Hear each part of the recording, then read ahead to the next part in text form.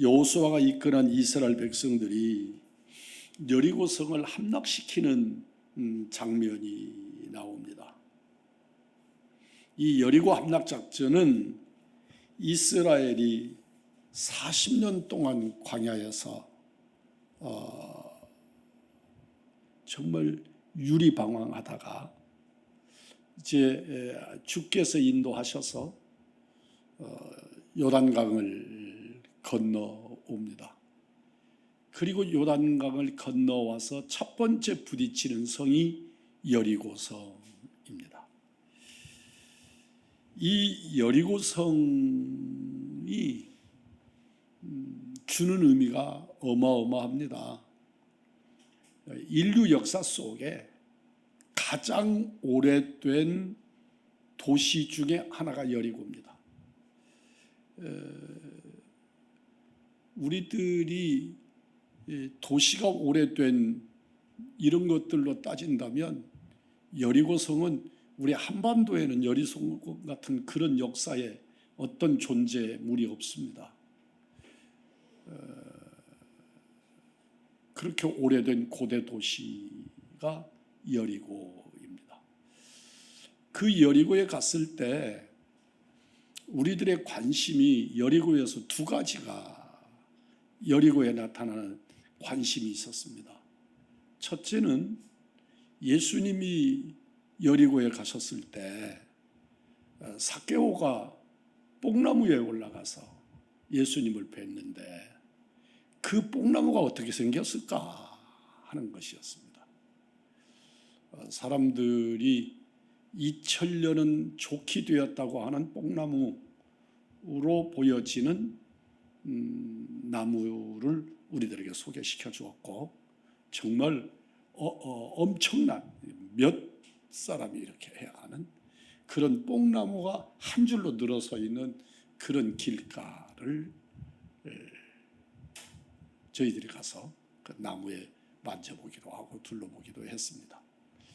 그리고 그 다음에는 여호수아가 무너뜨린 그 여리고성의 흔적이 어디에 있을까? 그런데 저희가 갔을 때는 제가 여리고를 2번 갔는데 2번 다 고고학적인 발굴들을 하느라고 전부 펜스를 쳐놓고 그곳에 들어가지 못하게 했습니다. 그러나 그곳에 큰 이런 판을 세워놓고 거기에다가 설명을 해놓은 것이 있었습니다. 근데 이 성이 어떻게 무너졌는지, 그리고 그 성의 고고학적으로 증명이 가능한지 그런 내용들이 이렇게 되어 있었고, 그런데 거기서 아주 잊히지 않는 기록물을 하나 보았는데, 그게 이 여리고 성이 무너지는 방향이 성을 이렇게 세우면 여러분들 혹시 그런 거 보셨습니까? 군부대에 가면 군부대에 세워져 있는 철조망이 이렇게 서 있다가 이렇게 서서 이렇게 굽어져 있단 말이죠. 이 철조망이. 만약에 이렇게 세워 있으면 사람들이 타고 올라가서 이렇게 타고 뛰어넘어갈 수 있겠죠. 그런데 아예 이게 높이가 제법 높은 데다가 이렇게 해놓으면 이걸 타고 올라갈 수가 없어서 올라갈 방법이 없지요. 그래서 군부대나 교도소나 등등의 철조망이 다 이렇게 바깥으로 꺾어 있지요. 여리고성이 무너졌는데 여호수아의 군대가 밖에서 안으로 밀어 넘어뜨렸으면 다 성의 안으로 무너져야겠지요. 그런데 여리고성의 그 무너짐이 전부 밖으로 무너져 있는 거예요. 그러면 여리고성이 이 성경에 있는 말씀이 우리에게 보여주는 몇 가지의 내용 중에 여리고성이 완벽한 성이었다는 증거가 있지요. 그래서 이스라엘의 병사들, 제사장들, 법궤 이렇게 그리고 이스라엘 백성들이 따라서 성을 한 바퀴를 뺑 돌 수 있는 성이었던 거죠. 그러니까 우리나라의 지금 사대문화리 조선에 만든 한 성처럼 그렇게 한 바퀴로 뺑 돌 수 있는 그런 성이었단 말이에요. 옛날에 다른 성들은 한쪽은 아예 못 올라오는 성이어서 이렇게 한쪽만 이렇게 성을 쌓아놓는 경우가 허다한데 여리고성은 전체를 성으로 쌓기 때문에 한 바퀴를 돌 수 있는 성이었단 말이에요. 그런데 그 성들이 다 밖으로 무너져 있는 거죠.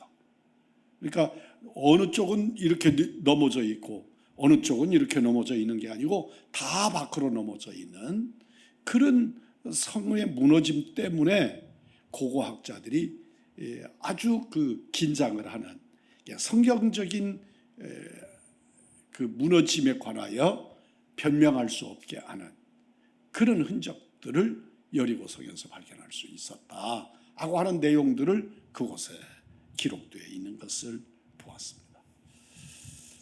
여러분, 여리고의 전쟁은 우리가 말이 전쟁이지 이런 전쟁 못할 사람이 어디 있어요? 성이 있고 성 주위를 한 바퀴 돌고 이틀, 사흘, 나흘, 엿새까지 돌고 일곱째 날은 7번 돌고 그러니까 성경의 말씀을 보면 하루에 한 바퀴 돌고 와서 잤다 그랬단 말이에요. 그러니까 이 성이 결코 작은 성이 아닌 것 같은데 마지막 날은 7번을 돌았다고 하는 말씀을 보면 이것도 그렇게 대단히 큰 성도 그 시대에는 큰 성이었겠지만 그렇게 큰 성도 아니었겠구나. 하여튼 하루에 7바퀴를 돌 수 있는 성이었다면 그렇게 엄청난 성은 또한 아니었구나 하는 생각을 하게 된단 말이죠. 그런데 다음 성경에서 일찍 일어나서 아주 일찍부터 바퀴를 돌기 시작한 거죠. 그리고 마지막 7바퀴를 돌았을 때 양각나팔과 함께 이스라엘 백성들에게 환호성을 지르라고 소리 지르라고 그래서 질렀더니 여리고성이 무너져 내린 겁니다. 전쟁인데 화살 하나 안 쏘고 창 한 번 안 찌르고 칼 한 번 휘두르지 않고 그리고 끝나버린 전쟁이에요. 그리고 대승을 해버린 전쟁이란 말이죠. 이런 걸 절약이라고 그럽니다. 제가 이번에 글을 쓰면서 책을 한 권 읽으면서 정말 이게 정말로 위대한 사람들은 성경에서 지혜를 구하고 성경에서 얻은 지혜를 가지고 세계적인 역사를 바꿔놓는구나. 그런 걸 또 한 번 깨달을 수 있었어요. 그게 뭐냐면 메가더 장군이 유엔군 사령관이었던 메가더 장군이 인천 상륙 작전을 행하는데 그 인천 상륙 작전의 모티브가 여리고 작전이었다는 거예요. 여호수아의 여리고 작전이었다는 거예요. 정말 그러고 보니까 작전이 똑같아요. 예를 들면 이런 거예요. 한반도가 이렇게 있잖아요. 한반도가 이렇게 제 손처럼 이렇게 있어요. 그러면 지금 끝허리 부분에 부산이 남았잖아요. 일반적으로 우리가 생각하면 이 부산에 유엔군이 상륙을 해서 여기서부터 밀고 올라가야 맞잖아요. 그런데 한반도의 한 중간인 인천으로 들어와 버리는 거예요. 인천으로 들어오니까 희생이 클 수밖에 없잖아요. 여기는 적진이잖아요. 인민군이 지키고 있는 적진이에요. 공산당이 지키고 있는 적진이란 말이에요. 그런데 이 적진을 뚫고 들어오면 희생이 클 수밖에 없고 그런데 중간을 뚫고 들어오면 남쪽에 있는 이 중간을 뚫고 들어오니까 북쪽에 있는 군대는 거의 없고 다 남쪽으로 지금 내려와서 이 낙동강변에 전 인민군이 집중하고 있는데, 그렇게 할 때 가운데를 끌어버리면 북한에서 남쪽으로 내려오는 보급품이 끊기고, 첫째는 보급품이 끊기고, 두 번째는 양쪽으로 군대를 분리시켜 버리니까 북한에 있는 군대도, 남쪽에 있는 군대도 정신이 하나도 없이 부산에서 인천 쪽에서 올라오는 군대가 막 가운데가 협공을 당하니까, 그리고 이 군대, 강력한 군대가 북한으로 치고 올라가니까 이 작전을 여리고 작전에서 배웠다는 거예요, 메가더가. 그래서 이스라엘의 한 중간인 여리고를 치고 들어가는 거예요. 요단강에 여리고를 치고 들어가서 남북으로 딱 이스라엘을 분리시켜요. 둘로 나눠버려요. 둘로 나누고 유다를 공격하고 남은 군대를 가지고 갈릴리를 공격해서 유다를 완전히 이스라엘을 점령했던 여리고의 여호수아의 작전을 메가더 장군이 그대로 실천했다는 거죠. 이런 그 성경에 나타나는 그런 것들을 이 세계사를 바꾸는 사람들은 성경에서 그런 걸 발견하고 적용하고 승리하고 위대한 사람이 되는 이런 역사들을 발견하게 되더라고요. 전쟁은 하나님께 있구나. 여호수아가 아주 칼을 잘 써서 그 싸움에서 이기는 것이 아니고 이렇게 하나님의 지혜로, 하나님의 방법으로 정말 이스라엘 사람들은 한 사람도 상처 입지 않고 그렇게 전쟁에서 승리하는 이스라엘을 봅니다. 여러분, 전쟁터에 나가서 적이 빤히 성 위에서 우리를 쳐다보는데, 그 쳐다보는 적군들을 적당한 거리를 두고 행진을 계속할 때 이스라엘 백성들의 마음속에 어떤 마음이 들었을까요? 언제 저 사람들이 쳐 내려올지 모르고 어디서 화살이 날아들지 모르는데 지금 입 다물어라, 소리 지르지 말아라. 그것도 그냥 첩보하는 사람들처럼 수풀 속을 숨어서 이렇게 몇 사람이 다니는 게 아니고 이스라엘의 본영이 그것도 양각 나팔을 불면서 성을 도는 거예요. 이게 사실은 자살 행위지요. 적이 우리가 숨어 있어야 되고 어떻게 작전하는지를 몰라야 되는데 우리를 다 노출시키고 그러면서 나팔까지 불면서 여기를 도는 건 자살 행위나 다름이 없지요. 그런데 거꾸로 여리고 사람들은 이 사람들의 힘이 도대체 얼마나 강하기에 싸울 생각을 하지 않아요.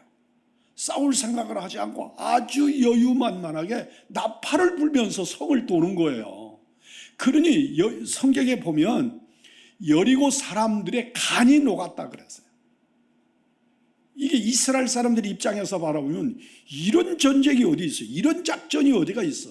우리들 보고 숨으라 그리고 어디서 싸울 것인가를 생각하고 이래야 되는데, 창과 칼과 화살을 가지고 이래야 되는데 우리 보고 다 노출시켜 놓고 나팔을 불면서 소리도 내지 말고 또 돌아라. 아니, 이런 전쟁이 도대체 어디가 있어? 그런데 소리도 내지 마라. 남에게 네 말이 들리지 않도록 소리도 내지 말아라. 그렇게 돌고. 그런데 여리고성 안에는 이 사람들이 도대체 얼마나 강력한 군대인데 이렇게 양각 나팔을 불면서 성을 도는, 그들의 가슴에 간담이 녹아내렸다고 성경이 기록합니다. 이렇게 할 수 있었던 것은 여호수아의 지혜가 아닙니다. 이것은 오직 하나님이 말씀해 주시고 하나님의 말씀에 순종한 것입니다. 전쟁은 하나님께 속한 것이다. 그래서 여러분과 내 인생이 하나님께 속한 것을 믿으면 아멘 합시다.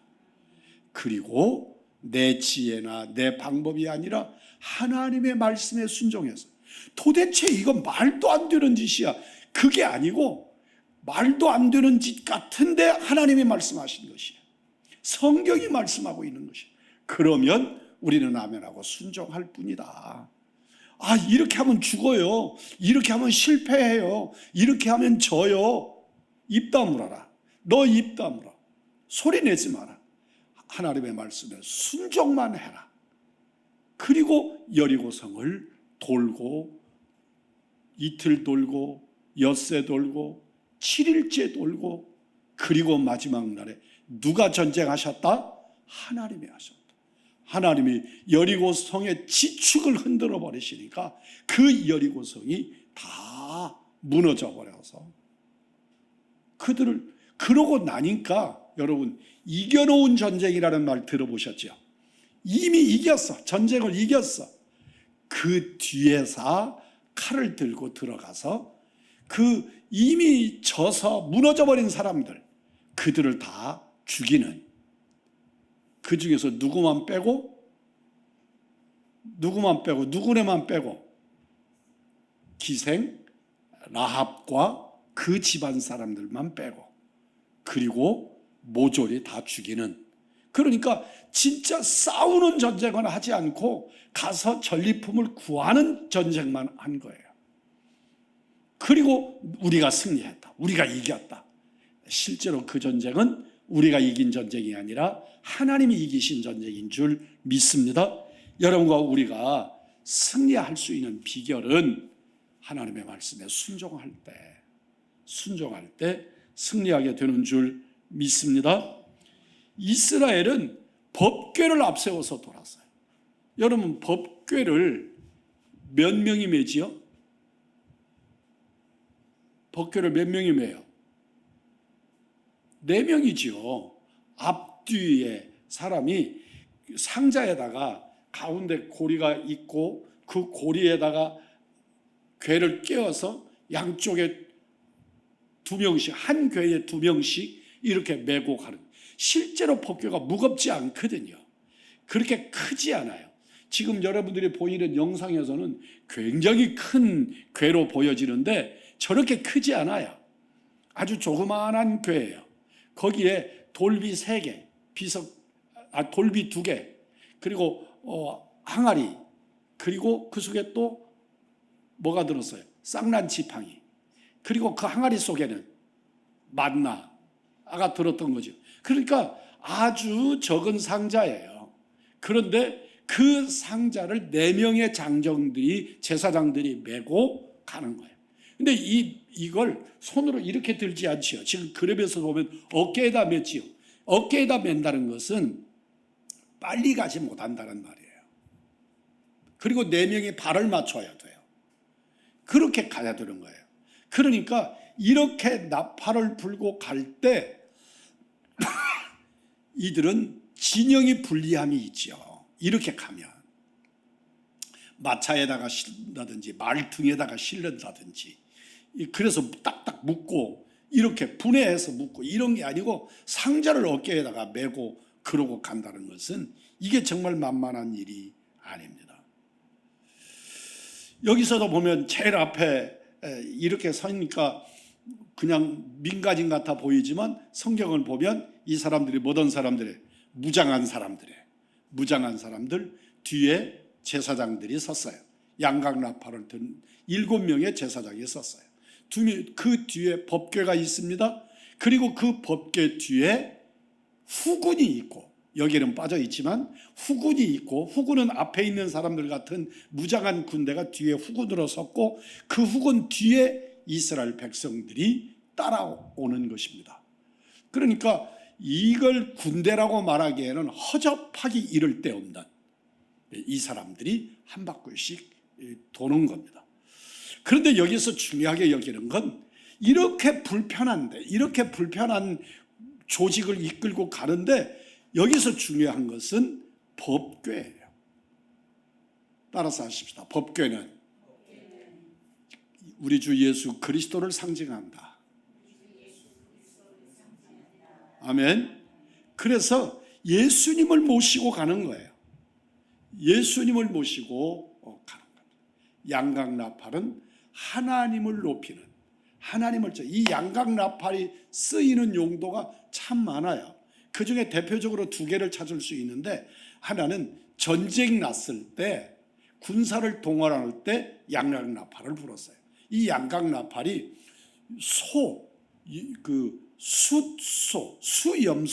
수염소의 뿔이에요.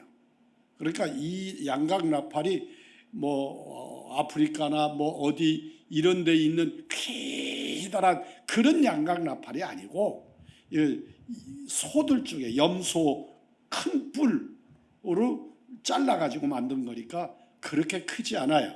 근데 이걸로 이렇게 불어서 소리를 내니까 대신에 하나가 아니고 7개의 양각나팔이 부니까 소리는 좀 크겠지만 그래도 그렇게 요란한 소리는 아닙니다. 근데 하여튼 이 양각나팔이 불려진다는 것, 하나님을 찬양할 때, 군사를 동원해서 전쟁을 알릴 때, 하나님을 찬양할 때 양각나팔을 사용했습니다. 그런데 지금 이들이 양각나팔을 부는 건 우리 뒤에 하나님의 임재가 움직이고 계시다, 법궤가 움직이고 있다 하는 것을 상징하는 것이에요.